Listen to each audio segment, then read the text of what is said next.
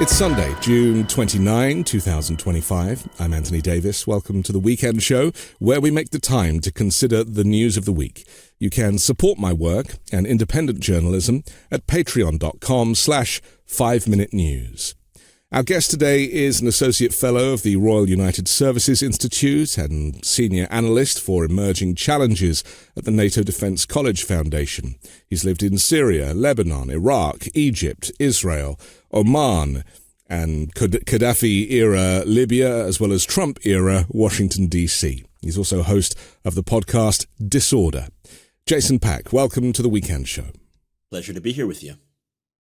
Interesting times. We need expertise on the Middle East because, it's something that, or it's certainly an area that Americans know some of. They've heard of it. They still have the kind of hangover from the Iraq war and then the effort in Afghanistan. But things have changed recently in as much as Donald Trump, in his first 5 months in office, has decided to be the great peacemaker. Wasn't really able to do that with Ukraine. So maybe what we're seeing with Iran and Israel currently is a diversion from that. Could also be a diversion from his spending bill, his budget, but who only knows. But in the short term, we've seen Trump attack Iran, hit these nuclear facilities without going to Congress and asking for that to be sanctioned as would be normal. So obviously we've got that to deal with. We'll talk about that a bit later. But it was his response and the media's response to this attack that really has caused much of the stir in the media. Whether or not he was successful, whether or not it was necessary, whether or not he has actually set back Iran's nuclear capability, and whether or not they indeed ever had the ability to create a nuclear bomb. Let's start with that. What's your take on the last week's activities coming out of this region? Well, the power balances in the Middle East have been more transformed in the last week than maybe any time since 9/11. And that was the moment that I quit my career in science research and thought, wow, I need to move to the Middle East. So we have something like a bookend on a period here. And whatever you think of Trump, and I tend to loathe the man and think that he has acted illegally in nearly every domain that he's ever touched, he has increased American deterrence in the region, and he's strengthened our allies, particularly our Sunni allies in the Gulf, Saudi, Qatar, the UAE. To some extent, he's helped Israel. But all those things can be possible whether or not the Iranians were trying to nuclearize and whether or not they were close to a bomb, because deterrence is about establishing that you might act, and he has definitely shown that he might act. So are you saying that his naivety has actually been useful in this moment? I wouldn't say it's his naivete. It's his cojones, or his thin-skinned desire to retaliate and to win. There is a role for playing poker or playing backgammon in the Middle Eastern region rather than only playing expert-driven triangulation, how many Iranian dissident groups can we work with kind of calculus. And again, I would have done it all differently, but it's critical to not merely criticize what he has done without trying to unpick its actual transformational implications for regional power dynamics. So let's talk to the reason why he's done it in the first place, because bringing peace to the Middle East is not something that I think is really a priority for him. I think, as I see it, this is a relationship issue with Bibi Netanyahu, and that Netanyahu himself in Israel is on thin ice with his own corruption charges. And, the birds of a feather flock together. These guys have formed a friendship because they're arguably cut from the same cloth. Netanyahu has been claiming that Iran is building a nuclear weapon for 30 years. So that narrative hasn't really changed, but he has managed to convince Donald Trump of the urgency, hasn't he? Anthony, you're right. They're both neopopulists. They're both megalomaniacs. They both face a range of legal troubles in their home countries. but they may also be transactionally geniuses. And that's why I think it's really important to call balls and strikes here. Netanyahu has been warning about the Iranian nuclear threat for 30 years, but he may have been right. And you can't discount the fact that the Iranians have always said, we'll wipe Israel off the map.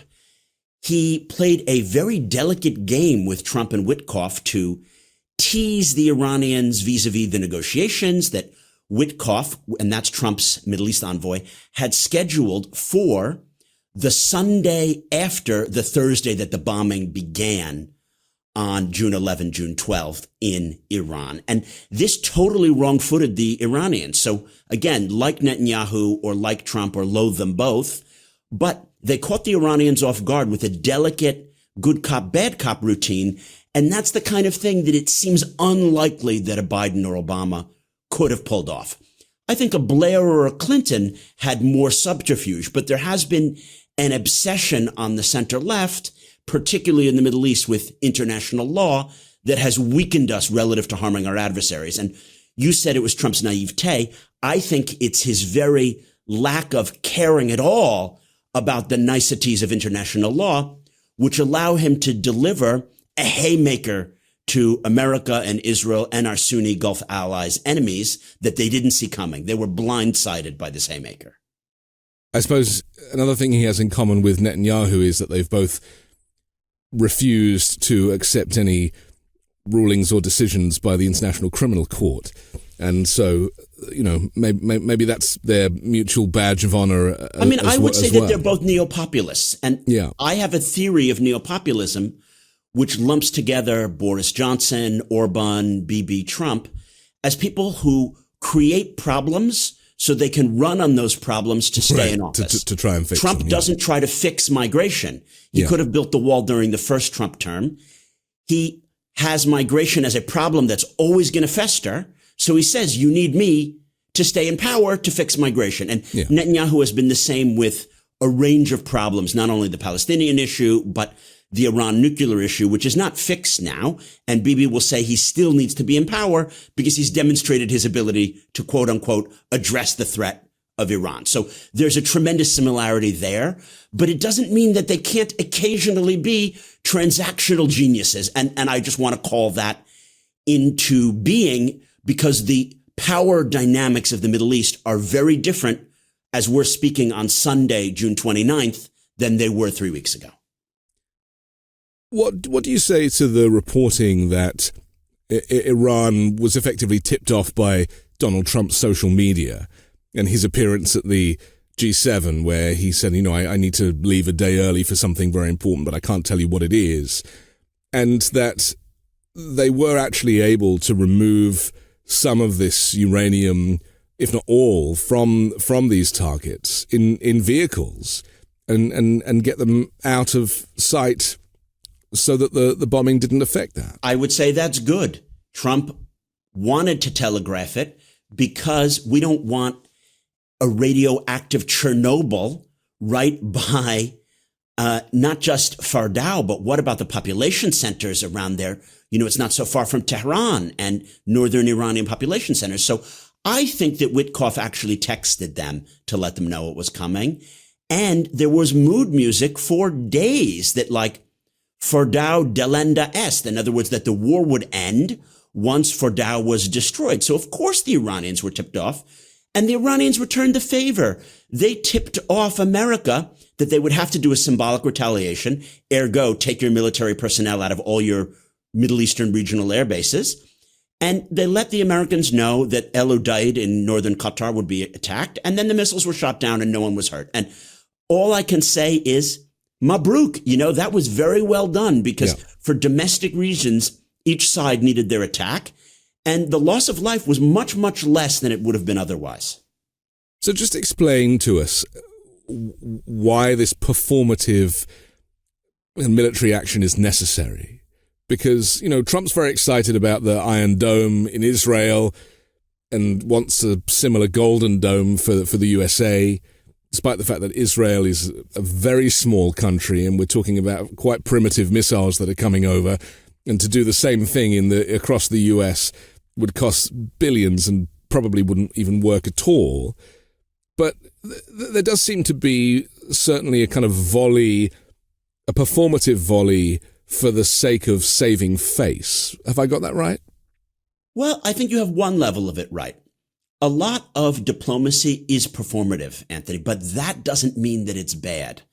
I expel your ambassador to show my anger that you assassinated a former Russian agent here in Salisbury in the UK. Does it actually do anything that I expelled your ambassador? No. It just signals displeasure. I lob a missile volley, but I tell you that I'm going to express my displeasure that you violated my sovereignty. That's fine. That's just how diplomacy works. I don't think that Trump has the ability or the attention span to do the follow-up, which is to convene the Jamboree Conference where Starmer and the EU and our Gulfi allies would then discuss rebuilding Iran in exchange for denuclearization and tying the Gaza issue to the Iran issue. If he would do that, he'd be a genius and he would take that transactionalism to the next level. I think that he's not likely to do that. He may engage in the performance because he likes a military parade, and he's a man who never met a missile or a tank that didn't make him feel like he doesn't have small hands. Right? So he may be doing some actions for the wrong reasons, but there is something to be said for performing deterrence in a way where there isn't a Chernobyl in Iran because you let them know in advance that you were doing it. That is something that I would have to say is correct. It's difficult for the international community, isn't it? Because Trump's kind of, playing this weird 4D chess. It's hard to know what he means because he speaks in riddles. And so we've seen, as you say, Keir Starmer kind of, pledge support and allegiance 1 minute, and then Trump flip-flops, and it makes Starmer and the UK look a little ridiculous. And the Europeans this last week at the NATO summit have been covering Trump in adoration and saying what a great leader he is, buttering him up, giving him a shit sandwich effectively. And no, it's more than that. Mark Rutte did something genius when he said, sometimes daddy needs to use foul language. Right. Because he allowed Trump to take a victory lap at the NATO summit and to root Trump into NATO. So you mentioned that I worked for something called the NATO Defense College Foundation. I run a program there. And I'm ecstatic because by being a deceitful man who threatened to the Europeans, if you don't spend more, I won't defend you, he got the Europeans to spend more. And therefore, a lot of what that will achieve is that they can more defend themselves. And of course, the next American leader will defend Europe and will stick with NATO. And the Republicans in Congress will demand that Trump honors Article 5. So by hook or crook, we need to call balls and strikes when some things go correct. And this NATO summit was a success that I didn't see coming. So you're saying that Trump's kind of blackmail, saying, I'll let Russia do whatever the hell they want with you unless you pay up, as mafiosa style as that sounded at the time, and as terrifying as it was for those of us who believe that Trump has an allegiance to the Kremlin, more so than an allegiance to the United States, potentially. That actually he was successful in a way that no other leader could be in that moment. It's completely mafiosa style, but Trump got Carney elected, and that's the Prime Minister of Canada, who is a lovely man and a genius centrist on economics, who would not have been elected if Trump wasn't the mafioso loser that he is, right? So what's key here is NATO would not have spent 5%, which is necessary. NATO should have been spending, and when I say NATO, I mean the per capita GDP of each NATO country. They should have been spending more for more than a decade now. The Russian threat, not only after the annexation of Crimea, but even prior to 2014, they invaded Georgia in 2008. They've been signaling aggression. Putin is an irredentist man who wants to gobble up territory where Russian speakers live. And nonetheless, NATO countries have not spent enough or done enough to deter him. So Trump's mafiosa style stuff allowed there to be the political pressure to get many European countries to do the right thing and to stand with Poland and Estonia and to develop the capacities that allow them to help Ukraine. So all I have to say is hats off there. And I know we're getting off the topic, but some of the mistakes that Trump has done actually may benefit Middle Eastern peace. It goes back to the naivety, I guess, the simplistic view of the world that Trump has, where everything is transactional, means that he has much less of a conscience than any other leader in his position. He's not considering the effects. He's not necessarily considering, say, if the UK is paying 5% of their GDP, that they're going to have to cut public services in order to do that. That's not something that Trump would ever consider. If you think that Trump cares about the winter fuel allowance and whether or not Rachel Reeve can keep some British pensioners with heated houses, you've got something coming. Of course, he doesn't care about that. But you might argue that diplomacy is more like poker. You try to bluff and wrong foot your opponent and get them to do things that they don't want to do, usually to your advantage, but sometimes even to their advantage. And Trump occasionally engages in tough love for allies. I do think he has a soft spot for the UK. I do think he has a soft spot for Israel. And occasionally he's able to put the screws on to get them to do things that they should do in their own interests. Again, whatever you think of Netanyahu, whether or not the preemptive strike against Iran is legal or illegal, whether it set back the nuclear program there by 3 months, 6 months, 5 years, it was a genius thing to threaten Israel. If you don't end the war, I am not going to support you. So we've got a ceasefire now that I hit Fordo. And then when he cursed and he did this and he did that, that wrapped a bow on the ceasefire. And again, all I can say is chapeau, because that achieved something that would have been very difficult for a Biden-style politician to do. Now what we need is the allies. And I'd like to see Merz and Starmer lead the charge here. And we can get into why Merz, the Chancellor of Germany, and Starmer, the PM of the UK, are uniquely positioned for this. They need to say, now we need to deal with the serious and thorny issues to end the war in Gaza, to deal with the humanitarian crisis, to begin reconstruction, and to not push for endless war and endless regime change that Netanyahu might drag us into, and that Trump, because he wants some kind of transactional win, might easily pursue if it can line his or Jared Kushner or Tiffany's husband's father, Boulos, pockets. So is the strike on Iran by the US encouraged by Netanyahu? Is that a distraction from the Gaza conflict? This is the dead catting question. Is it designed to kind of to misdirect people for a moment? Because you talk to the fact that the Europeans, and I include the UK in that temporarily, need to step up to bring the focus back to Gaza and the Palestinians. But at the moment, it's all eyes on this ceasefire in Iran, which really has not a huge amount to do with what Israel is doing in Gaza. So, what is the short term versus the long term plan here? Because it sounds like the Europeans, as you describe it, have a completely different agenda to what Netanyahu has and what Trump has.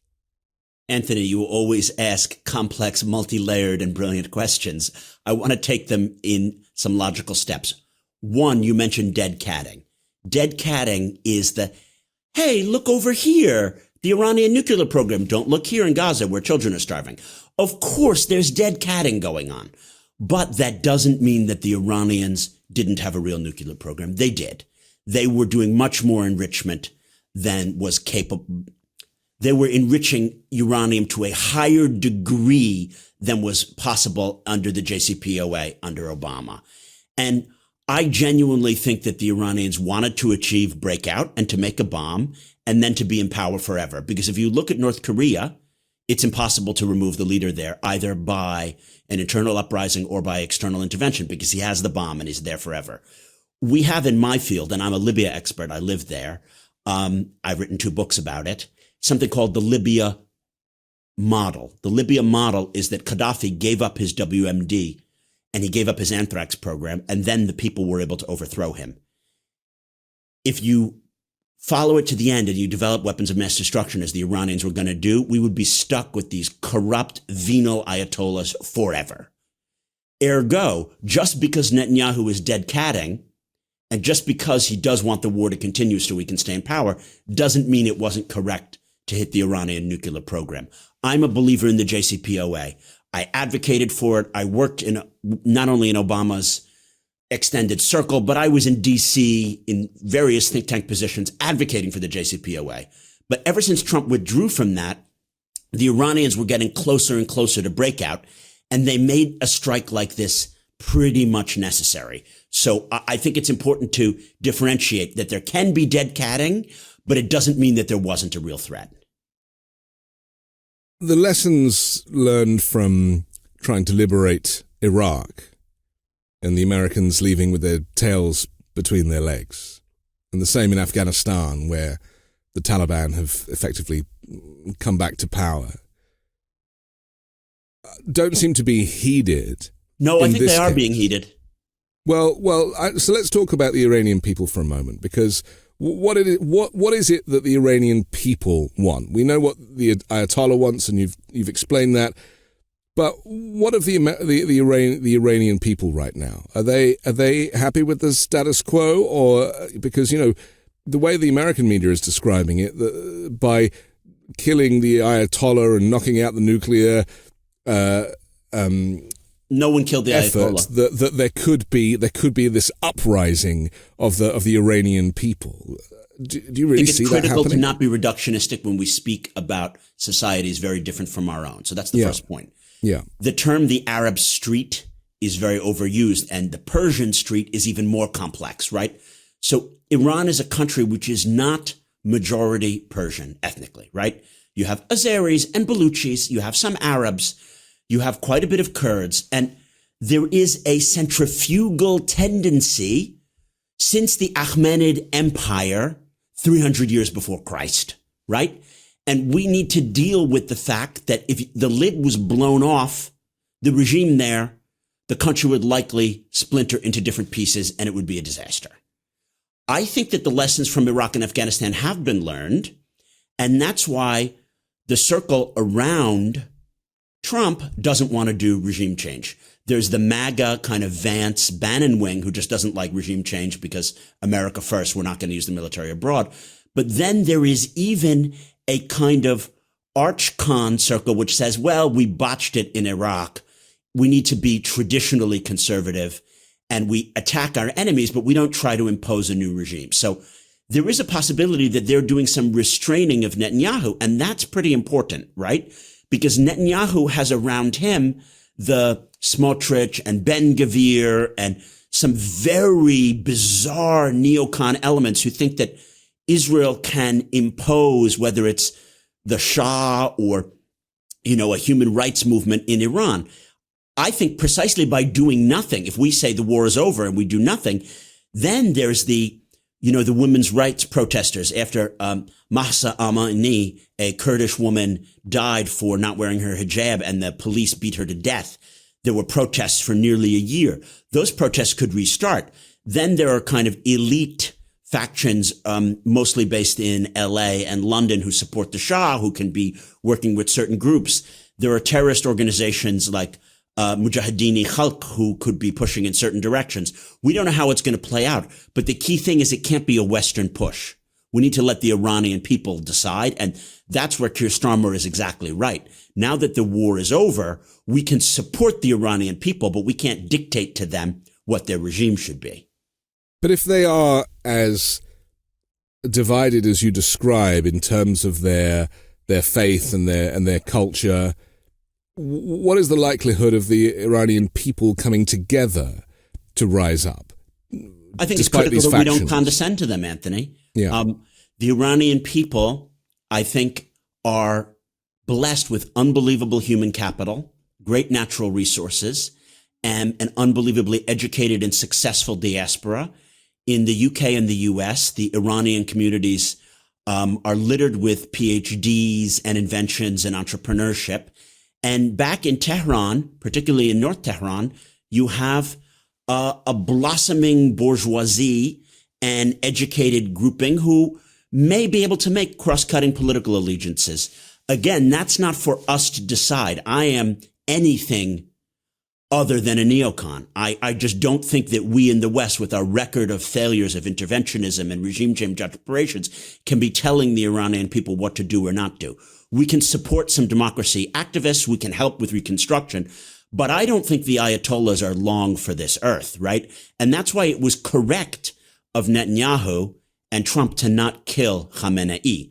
If they had killed him, they'd make him a martyr. And we can get into Shi'i theology if you're interested. That's something actually I did a lot of graduate work on. But to not make a martyr out of our opponents allows the Iranian people to decide. They killed nuclear scientists and IRGC commanders because they either had blood on their hands or wanted to have blood on their hands. And that's great. But let the Iranian people deal with the next step. The Ayatollah has made his first statement since the attacks. On Thursday, he said his country had delivered a slap to America's face by striking a U.S. airbase in Qatar and warned against further attacks in his first public comments since the ceasefire agreement. Donald Trump was very keen to present the ceasefire as forever. When he was asked, how long do you think this is going to hold? He goes, forever. We're back to the naivety again here. I mean, with this conflict that has been going on for decades, what are the chances of it holding this time? There have been plenty of ceasefires brokered in previous years with previous administrations. No, I'm sorry, I have to correct you there. Yeah. Because there hasn't been a direct Iranian-Israel war, there has never prior been a ceasefire. Okay, so what you're saying is that this is as historic as Trump is describing? It's unbelievably historic. I don't think that means that the ceasefire will hold because, of course, the Israelis said we already have a target list that we plan to hit if they're nuclearizing and if we catch the uranium here and if we catch these scientists. The Israelis also want to take out more ballistic missile launchers. I want to differentiate American war aims and Israeli war aims. American war aims are denuclearization, right? Getting the centrifuges, getting the scientists, attacking the underground labs. The Israelis are much more concerned with the ballistic missile program, missile launchers, missile building sites, and drones. The Ukrainians are particularly concerned with drone building because the plurality of drones that Russia uses on the front lines in Donbass are made in Iran. So you just have different parties here with different aims. That said, the ceasefire is a genius tactic, but it will not hold if there's no political process. I like the analogy of a marriage here, Anthony. Let's say that I have problems with my wife and she and I really disagree about what school our kids should go to, or we disagree about my spending habits. We go to the marriage counselor and the marriage counselor says, go on a great romantic date, buy each other amazing presents and have sex. Great. You enjoy the date. It might last, but if you haven't dealt with the underlying problems, you're going to have a fight about the kids' school and my spending habits. So Trump's solution is like, here's $1 billion, have a great date. He hasn't dealt with the Iranian nuclear program, Iran's proxies in the region, Israeli oppression in not only Gaza, but the West Bank and settlements. I mean, the fundamental causes, he didn't even address those. So I think that's why this needs to be internationalized. And precisely Trump's volatile nature has allowed for an ability to maybe get our Gulfi allies and the Europeans and other stakeholders to be like, wow, we've got to take this away from Trump and have this Jamboree conference. The Europeans have frequently let me down, so I expect that they will let me down again. But it doesn't mean that it isn't our role as journalists and commentators and experts to call out that, wow, there really is a different power calculus now. Iranian proxies are so weak. Hezbollah, it's on its knees. The Houthis are not even really able to block Red Sea shipping as they were previously. So there's an opportunity to remake the region in an even more profound way than it has been heretofore. It's very interesting. I feel that your position is refreshing because, it's very clear to me that Trump is not one for detail. But what you're saying is that in that process, he's actually gone above and beyond by nature of his lack of attention.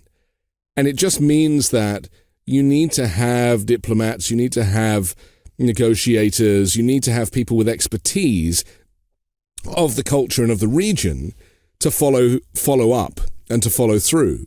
Because, the people that Trump has been sending in are they're kind of low-grade business people. They're not really experts. And as you also say, quite rightly, if we don't understand the culture, this was the problem in Iraq, I guess. If we don't understand the culture of the nation that you are seeking to either regime change or bring democracy to or to liberate in some way, then the chances are you're going to fail. 100%. But I think you hit at something deeper. There is a level where poker players are useful and experts who know perfect Farsi and Southern Iraqi Arabic, they're not going to be great on that level. But then there's another level where you need regional experts who understand the Israeli economy and the intercompatibility with the Emirati and Saudi economy. And they don't necessarily need to know Arabic and Hebrew, but then you need other people who know whatever. So we need to have all of these skills to be brought to bear. And I'm not going to say that I know it all, but I do know that Europe and the UK have certain core equities, and they have a different ability to do stuff that we can't do in the States. Like, very simply put, the reason why it was impossible to get the Oslo Accords and then Camp David and stuff over the line is America is too much Israel's lawyer and not a neutral broker between the sides. I mean, Dennis Ross and Aaron David Miller have said as much themselves, right? If there was a counterbalance between America doing some things and Witkoff doing some things, but then the Europeans, particularly those European nations who have a greater affinity to the Palestinian cause, if they play another role, now we're talking. That's like real mediation, and we could begin to get stuff done. We have to take a quick break, but I want to come back and talk about why American Republicans are going to see themselves as the leading defenders of Israel and what's really in that. We'll do that next here on The Weekend Show.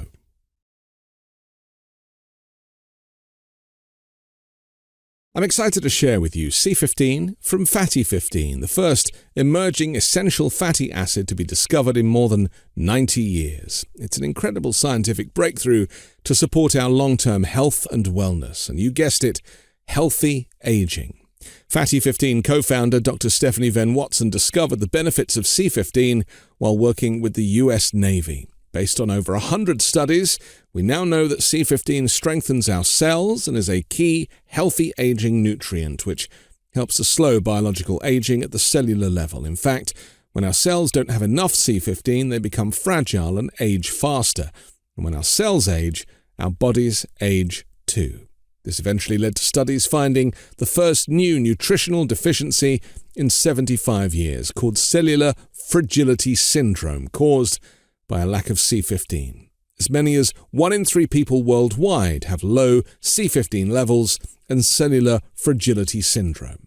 By replenishing our cells with the crucial C15 nutrient, Fatty 15 effectively repairs cells, reverses aging at the cellular level, and restores our long-term health and wellness.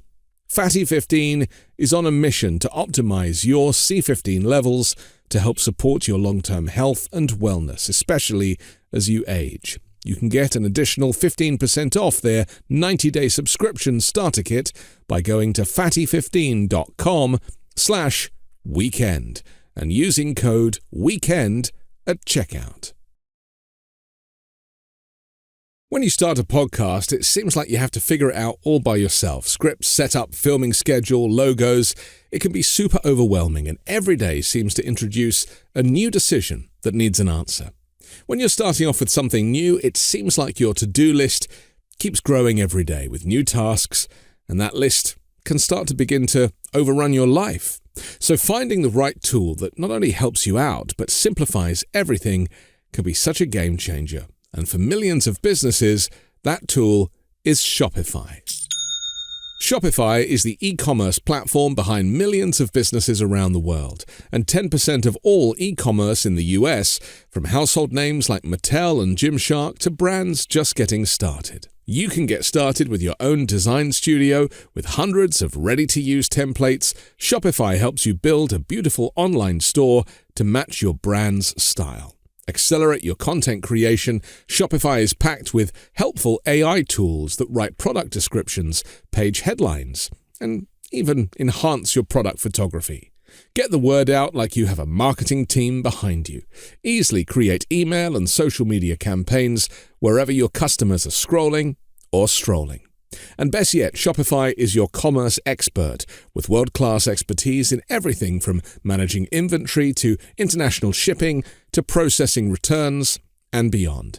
If you're ready to sell, you're ready for Shopify.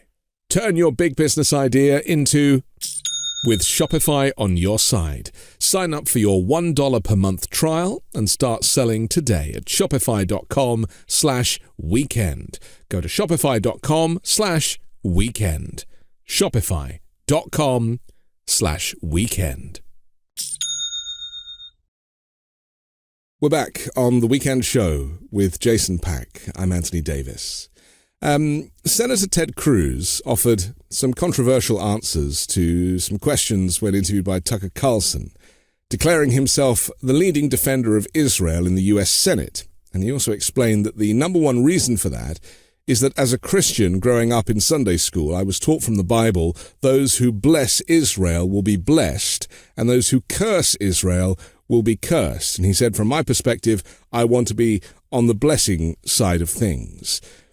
This is a bit of a theme with this kind of Christian nationalist movement in the US.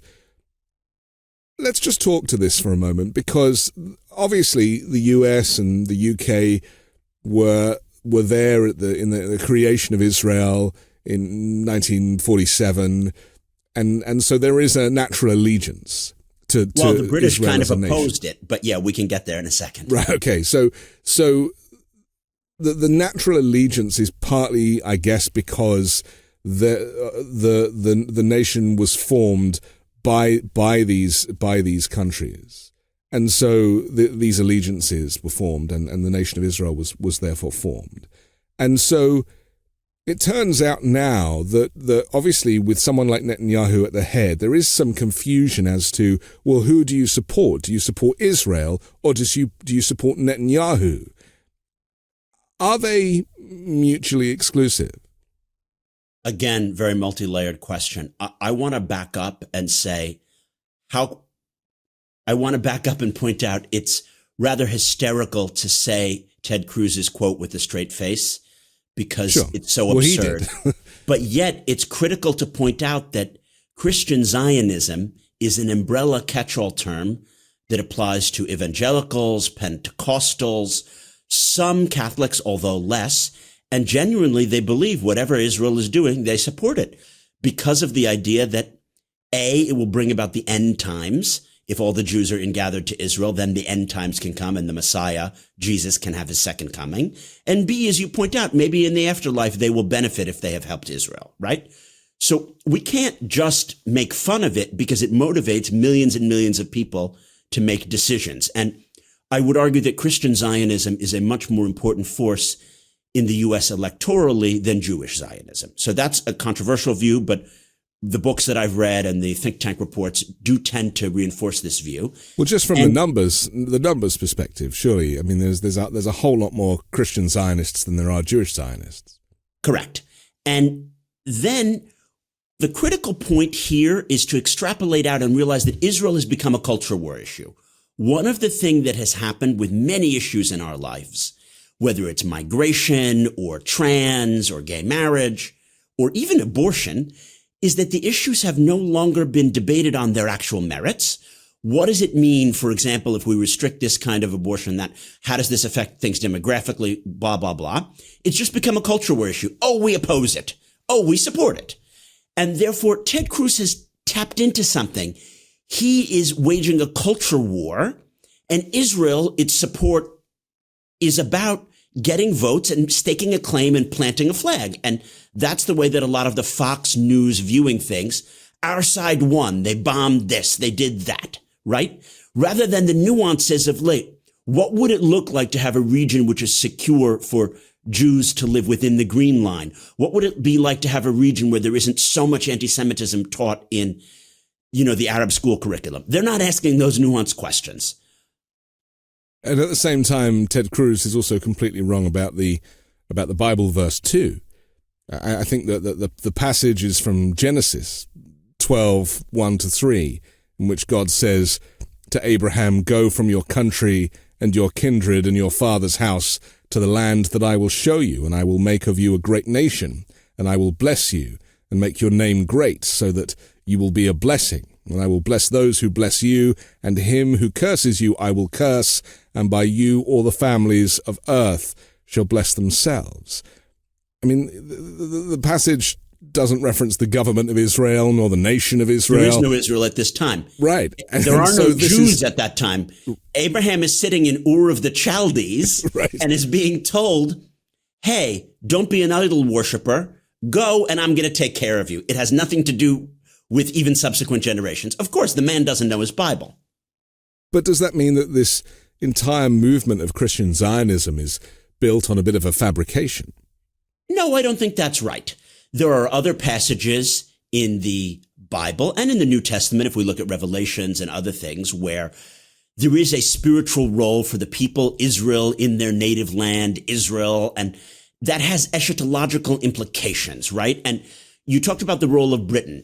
Before World War I, if we look at David Lloyd George and Asquith and other Christian Zionists, they have an understanding that it would be good from a British Christian Protestant perspective if the Jews could be restored to territoriality in the Holy Land.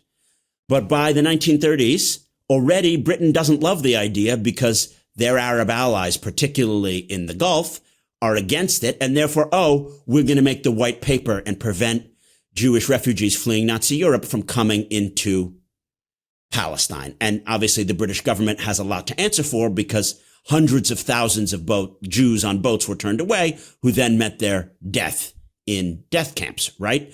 So Britain doesn't have the ability to say that they were helpful to Israel or the Jewish people in that time. But that has to do with the politics of the moment and the Bible and their interplay, right?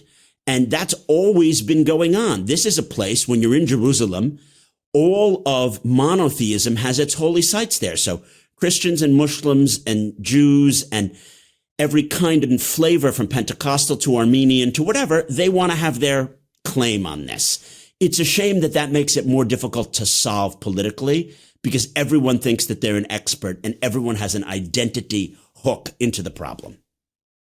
So the policy of the Europeans, certainly the British, and under Joe Biden's administration was a two-state solution for Israel. And that now seems to have been brushed under the carpet or possibly withdrawn completely with I don't think that's Trump fair. in charge. I'm not sure that the two-state solution is brushed under the carpet. Obviously, it's what European leaders reiterate whenever asked about the question. It is what centrist think tankers from DC to Brussels to Westminster write papers about. Unfortunately, Netanyahu doesn't believe in it, so it's impossible to bring about. And there is no coherent Palestinian leadership, right? Mahmoud Abbas is in his 80s. The Palestinian Authority has no legitimacy. Hamas hasn't been dislodged from Gaza. So there's no one to negotiate with, neither on the Palestinian or the Israeli side. It doesn't mean that the two-state solution is dead. And I think it is critical to point out that some kind of version of what Clinton worked on at Camp David is still a possible solution. And I think those of us who care about this issue and who are coming at it from a center-left humanitarian, both people should have the right to have their states and to have self-determination and safety in their region, are going to gravitate to something that looks like this solution. But with the likes of Netanyahu and Donald Trump and their bromance kind of holding things together, it does put that plan on ice, doesn't it? But don't just blame them. Blame also the Hamas terrorists and Yahya Sinwar, who made a horrific massacre on October 7th, which we haven't heretofore mentioned. And the others who are preparing in the West Bank and in Gaza other massacres, and Hezbollah and the Houthis, who unprovoked and unattacked on October 8th began lobbing missiles and rockets at Israel, right? So there is a thing that's been going on the left since October 8th. And I was obviously shocked and horrified by the election of Mamdani, because he has shown, and I'm from Manhattan, right? He's shown that he does not get what's going on in the Middle East based on his tweets. And it's I'm happy for him to be mayor of New York, but please shut up. He doesn't know what the hell he's talking about. Okay, well, let's talk to him for a moment, because seeing as you mentioned his name, this is a 33-year-old former rapper who has garnered an awful lot of support, to the point that he's won himself the Democratic primary in New York with quite a significant win, 43 to 36% or something like that, Andrew Cuomo behind him. The problem here, though, is that the Democrats need an individual such as him in this moment, don't they? They need somebody who is seen as the resistance, as a rebel, who has got the... I'm not sure about that. Well, there is a power vacuum. There is a leadership shortage at the moment, and a lot of Americans and certainly New Yorkers are seeing an awful lot of hope in this individual. What you're saying is that maybe he should stay out of Middle Eastern politics. The problem, though, Jason, is that because he's a Muslim, the American media are asking him questions about things with which he doesn't really know, and they're not asking the same questions of the other candidates in that race. They're asking him because he's a Muslim, and therefore they're trying to put him on the spot. That's probably true. And I listened to your episode about his victory in the primary. I just think that his tweets on October 8th are inexcusable. And for me, as someone who grew up in Manhattan, even though I would be on the left of the electorate there and I would favor some of his policies over those of Cuomo's, that's a bridge too far. There are some things in political life that if you say them, you're ineligible, in my mind, to hold office. And anyone who thinks that Hezbollah and the Houthis had a right to attack Israel on October 8th before any war or anything in Gaza had begun, i.e. right after the massacres of October 7th, when people were still bleeding in hospitals, I'm sorry, I can't accept that. And I think that it is important for those of us who want to just call a spade to point out that he did say things that are not just the resistance. You could easily say that's what anti-Semitism is. We go further afield from talking about issues in the Middle East, but unfortunately, Mamdani's election, to me, shows that anti-Semitism has been mainstreamed in the left of the Democratic Party, and even the Jewish electorate of Manhattan feels that it has to turn a blind eye to it because it's become so mainstream. Arguably, though, Donald Trump is the most anti-Semitic president America has ever had, and has employed a host of extreme anti-Semites in his cabinet and to have around him as advisors. And, this is the hypocrisy of this debate, is that Trump right now is using anti-Semitism as an excuse to deport people. Oh, it's disgusting. Or to turn people away at the airport because someone's written or contributed to a paper in a university decades ago. It's so nuanced, this conversation, isn't it? Anti-Semitism can mean a whole host of things. No, but I think you know an anti-Semite when you see one, and Trump is one. Yeah. Because he has made comments his whole career. Oh, I love having Jews as my lawyers. They make good accountants, money people, and lawyers. He doesn't even feel a need to hide the fact that he considers Jews a category who are good at certain things. Do you know what I mean? It's sure. Like classical. And we're not even mentioning Charlottesville, oh, there were good people on both sides, right? Do you know what I mean? Good people on both sides, meaning the KKK side had good people. But again, we're getting farther afield here. No one disputes that Trump is an anti-Semite, but he loves the fact that he's going to be able to crack down on the universities that he hates. And then he'll get the Jews blamed for that. It's a genius move. His language, though, surrounding Gaza and the Palestinians and the idea of shipping them to Jordan and Egypt and Libya. And Libya, indeed. And having ethnically cleansing the region effectively. I mean, he wasn't joking. He even put out on social media a kind of AI commercial of a Trump Riviera. What did you make of that? It's difficult to tell what's a joke and what's reality because Trump jokes about things which are so heinous. He may mean the thing and mean the joke. Do you know what I mean? He operates in a multi-layered way, Anthony. If he could snap his fingers, I do think he would ethnically cleanse Gaza.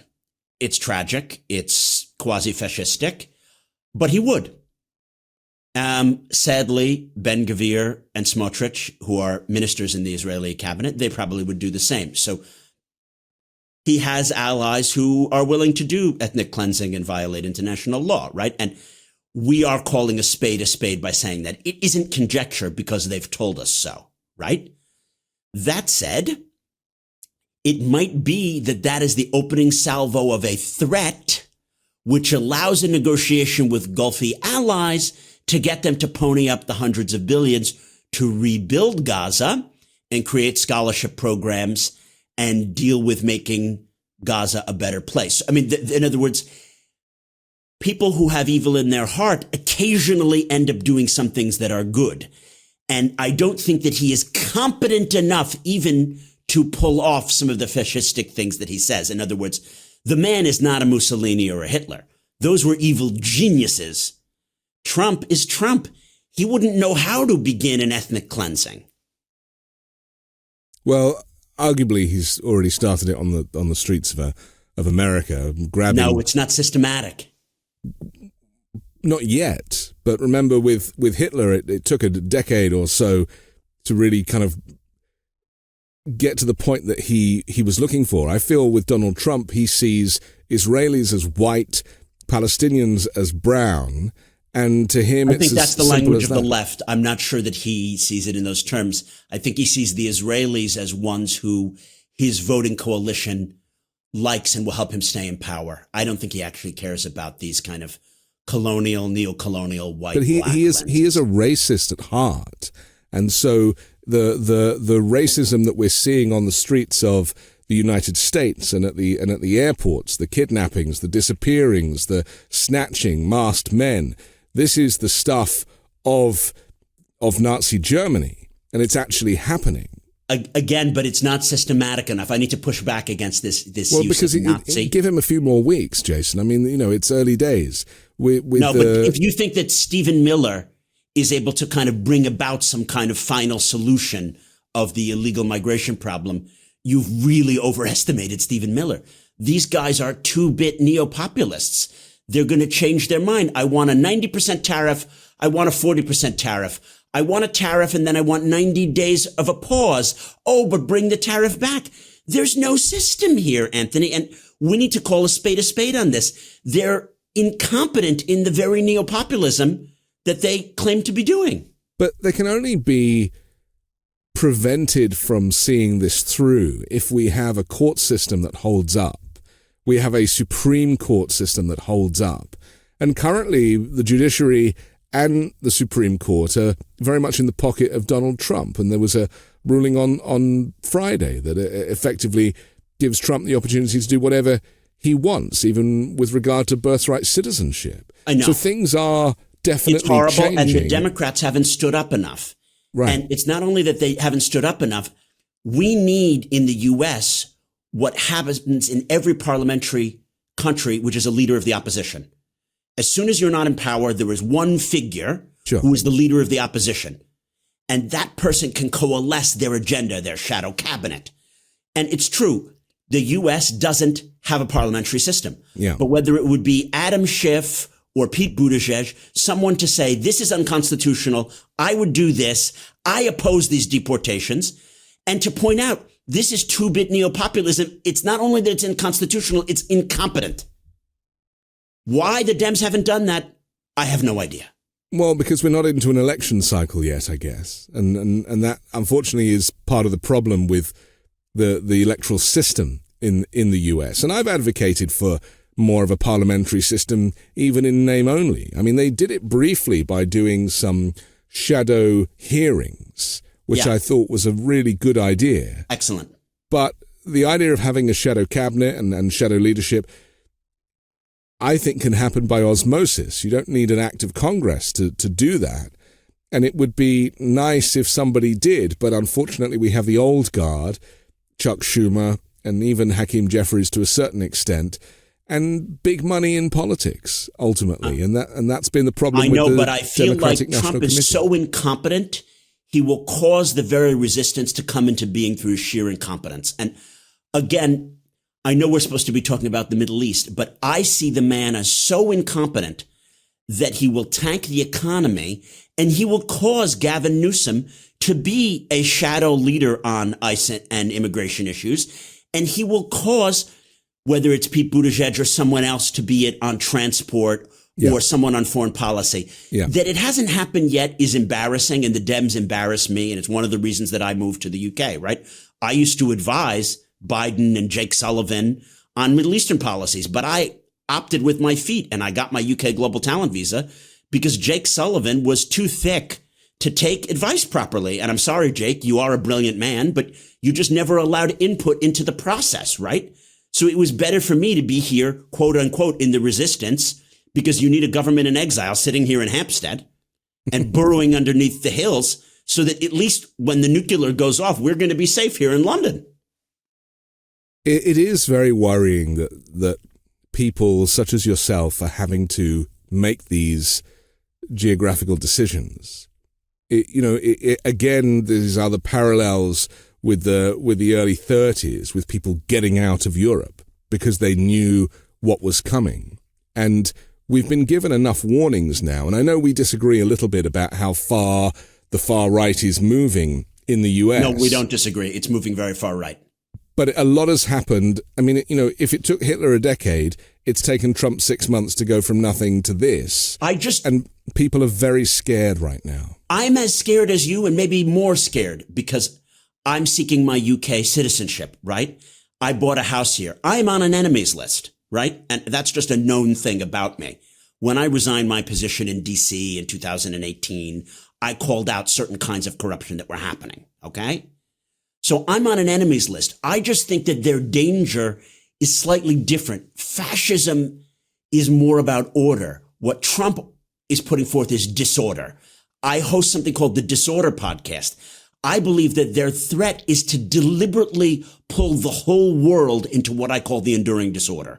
And the enduring disorder is going to be evil and bad and horrible for human rights, but it's not going to exactly be ordered fascism with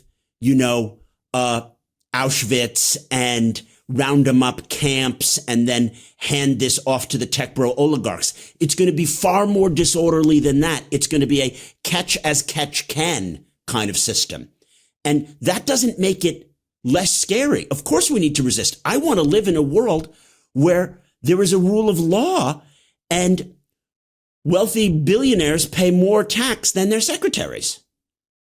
The Warren Buffett rule, but that's not happening in the US anytime soon. And I would draw your attention, I'm sure you know, but the data company Palantir that was started by Peter Thiel now has this new role working with the DHS where they are effectively cross-pollinating people's data, taking their social security information and their employment and their health and everything and bringing it into one place, and even the photograph, so that these henchmen, these ICE agents, federal agents or bounty hunters, whatever you choose to call them, they can now go up to people and with their phones they can identify them, and all of this information is cross-referenced in a moment, and they can see whether they need to be kidnapped and deported. I mean, if this isn't the stuff of the secret police, I don't know what is. Well, there is a little bit of a China model going on, the social credit score and what was pioneered in the UAE in terms of facial recognition technology and using the state to crack down in a hyper techno spying way is coming to the US. And it's one of the reasons that I've opted out, right? I'm very, very worried. And I do think that our liberal democracy and our civil rights, which is our rights as an individual to speak up and to be, free in our own homes and to have First Amendment protections, that's all under threat. Of course, that's under threat.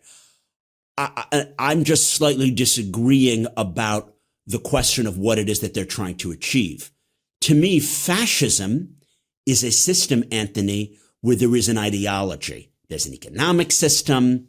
There may be some ideas about race or about national purity, and then policies which are taken to get there. I don't think that what we have in the White House has a coherent ideology. The enduring disorder that I talk about in my Disorder podcast is he doesn't have a view about climate change or AI regulation, which are the great issues of our day, or about the Middle East. He's going to say one thing and then do the opposite and then say the opposite and take the tariffs off, merely to continue the problems so that people are afraid and that he can grift and make sure that his son-in-law makes billions of dollars. But is it a fair comparison? Because I agree with you that the tariffs is a whole flip-flop thing, but that's because Project 2025 is for free trade. They, that group who are the Heritage Foundation and that group who are operating inside the White House through their surrogates, Russell Vogt and those people, they're for free trade. Trump has been for tariffs for 30 years. That's something that comes from him. But the thing that does connect them, and certainly from Stephen Miller as a far-right nationalist, white supremacist, is this stuff of eugenics and the great replacement theory. Yeah. And the idea that actually, and to quote Stephen Miller, America is for Americans and Americans only. They are trying to make America white again. And I think that is the thing that binds them all together. But I don't think they Trump. really believe that it's possible. I think this is a critical difference. Stephen Miller is not going to round up non-whites and take them to gas chambers. It's not only that he's Jewish. I think that Stephen Miller, if you look at his little wry smile, knows it's all a fucking joke just to stay in power. But the equivalent of the gas chamber, without wanting to diminish history, is taking somebody to a El Salvadorian gulag who has never been to El Salvador. And locking them away with no due process, with no court hearing. I mean, Trump has said out loud, I can't give everybody court hearings. I mean, how is that even possible? Completely misunderstanding the point of the Constitution and the rights of... The man doesn't understand due process. Again, I want to clarify my point here. I think that the danger is as imminent as you do. Yeah. I merely think that labeling it and diagnosing it help us resist.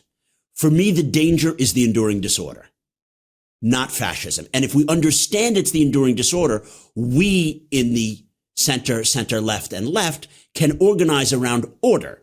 And order means to have a vision of what peace in the Middle East looks like, a vision of what free trade with our allies and a relationship with Canada and Mexico. Do you know what I mean? Rather than merely opposing that they're trying to do a putsch to, undo our democracy. That may be happening, but the fundamental threat of the disorder is the thing that we have allowed to creep up, and we didn't probably address enough in the Trump 1 term. You're obviously a little more cautious. My view is that if you pile it on, then it will cause more of a pingback from the resistance, that the resistance is more likely to organize if they see that the threat is far more serious than it is in this moment. The enduring disorder is a very serious threat. Right. But I'm just looking at the trajectory of this kind of neo-Nazi behavior from the White House. And the graph is in this direction. It is growing day by day, and the courts are increasingly supporting Trump's desire to segregate people. And then, of course, we have the midterms coming up, and whilst Trump uses these loose terms to claim there is an act of war, whether it's the Venezuelans attacking the US as an excuse to be able to put the military on the streets, or indeed to attack Iran and claim there is a threat there, this type of thing will continue, even to the point that he could suspend elections. It's a terrifying thought, but you're right. We need to consider that possibility. I want to reference Bill Maher here. Bill Maher said as early as 2016, he'll say the elections are rigged. And if he wins, he'll accept. And if he doesn't, he'll protest. Yeah. Then in 2020, he said he'll say the elections are rigged and he'll try to take over the government if he loses. But if he wins, he'll stay in power. And that's exactly what he did in 2020. And it's what he did in 2024. He said that they were rigged. And if he was going to lose, he was going to do what every tin pot African dictator does, is say, oh, they're rigged, I'm staying, So we need to be prepared. I think we are prepared for that. I would like to see the ability of our allies, though, to use this unique historical moment to achieve certain things that were not achievable previously, right? And the Europeans can get on the page. Obviously, Brexit makes that more difficult. And the Polish presidential election, where an opponent to Donald Tusk came into power. So there's a lot of complexities going on here, but doesn't mean that the Europeans can't get on the same page. Doesn't mean that they can't work to try to end the war in Gaza and work with our allies and get the hostages back, because there is a vacuum on the international diplomatic scene. America is no longer the global leader, right? And America from World War II until about 20 minutes ago was the one that had the heft, had the convening power and the long-term focus to do stuff. Now America is, absent at the wheel. I just would like to focus on what Europeans and our Gulfy allies can do that can actually help the world.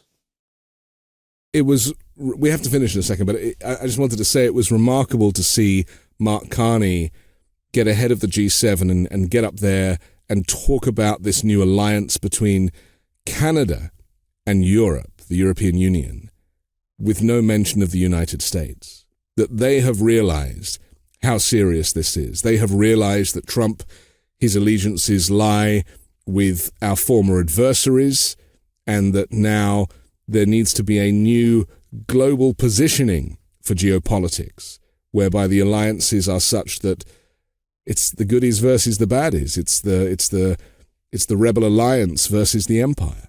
I call it orderers versus disorderers on my Disorder podcast. Carney is a mega orderer.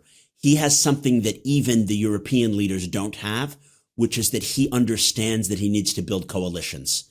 And that coalition can be with the EU, it can be with Starmer, it can be with the Australians. And even though Canada may not look like a superpower, it is in every institution from NATO to the UN to the IMF to whatever. It has the English language, and Carney can be the mega orderer and can achieve stuff on climate change, on AI regulation. So I would just vote him to be mega orderer in chief. Right. And really, he should just go with it and propose, free trade blocks. And here's how we're going to regulate AI. I just think that he is going to be brilliant. I agree. It's so interesting to see how things have changed so very quickly in just a few weeks. That's politics, I guess. And we have to finish. Go ahead. The thing is, Carney needs to shame a lot of the Democratic leaders in Europe to grow a pair. Right. Because I had high hopes for Keir Starmer here in the UK, that he would stride the globe like a colossus with his 70 to 80 seat majority. And that means you've won by a lot in the Westminster system. And he would propose things and host conferences, but he's been as timid as a mouse. And hopefully Carney can push Merz and Starmer and others to actually grow a pair and lead. Because if you don't, Trump is just going to demolish and pick them off one by one if they don't get together. I would agree with that. And I think that the moment Carney's had a range of jobs. He's an economist, former governor of the Bank of England. He did a pretty good job of that. But in this moment, he really shows that ability to lead, which is rare, is very much part of his DNA. Okay, for now, Jason Pack, thanks for joining The Weekend Show. Been a great pleasure. We've ordered the disorder together. I'm Anthony Davis. Don't forget to support me and independent journalism at patreon.com/5 Minute News or by joining the 5 Minute News YouTube channel. And I'll come back next Sunday with a brand new special guest and more factual news to discuss on the 5 Minute News Weekend Show with Midas Touch.